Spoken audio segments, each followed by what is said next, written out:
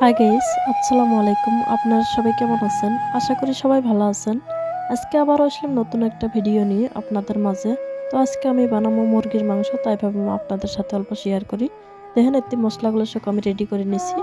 এখন আমি কড়াইটা বসাই দিলাম। এখন আমি কড়াইয়ে তেল দিয়ে দিলাম। তেলগুলো এখন কিছুক্ষণ গরম হবে দিন। দেখেন গরম হওয়ার পরে আমি পেঁয়াজ দিয়ে দিলাম। পেঁয়াজগুলো ভালো করে অল্প ভাজি নেব। পেঁয়াজগুলো আমি ভালো করে ভাজি নিম, যখন লাল লাল হবে তখন আমি মশলাগুলো দিয়ে দিম। গুঁড়া মশলাগুলো আমি অপটিমারাত বাড়ি নিছি। এখন মশলাগুলো সব এক এক করে দিয়ে দিবেনছি। দিয়ে ভালো করে মশলাগুলো কষে নিন। মশলাগুলো ভালো করে লাড়বেন, লাড়ার পরে দেখবেন মশলাগুলোতে যখন তেল ছাড়ছে, জানবেন যে মশলাগুলো এখন কষানি হয়ে গেছে। দেখেন তেল ছাড়ছে, আমি এখন মাংসগুলো দিয়ে দিলাম। মাংসগুলো দিয়ে দেওয়ার পরে মাংসগুলো ভালো করে লাড়ি চাড়ি দিব।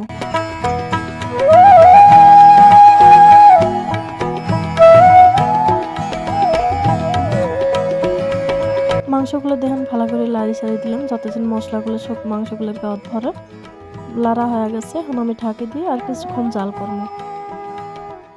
কিছুক্ষণ জাল হওয়ার পরে আমি মাংসগুলো আর অল্প লাড়ি দিব, দিয়ে আমি অল্প ঝোল দিয়ে দিই মাংসর মধ্যে।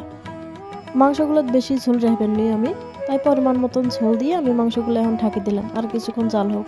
এখন জাল হওয়ার পরে দেখলাম মাংসগুলোর ঝোল বেশি আছে, অল্প আর অল্প জাল করবো। আর কিছুক্ষণ জাল করার পরে আমি দেখব ঝোলটা কমে গেছে না নাই। ঝোলটা কমে গেছে, আমি এখন গ্যাসটা অফ করে দিব। মাংসগুলো এখন হয়ে গেল। এখন দেখেন মাংসগুলোর কালারটা কিরকম হচ্ছে। আমার আজকের এই রেসিপিটা কার কার কাছে কেমন লাগলো অবশ্যই কমেন্ট করে কমেন্ট বক্সে জানা দিন। ভিডিওটা যদি ভালো লাগে থাকে একটা লাইক দিন। চ্যানেলটা নতুন হয়ে থাকলে চ্যানেলটা সাবস্ক্রাইব করে পাশে থাকেন। ভালো থাকুন, সুস্থ থাকুন, আল্লাহ হাফেজ। আজকের ভিডিও এই পর্যন্ত শেষ।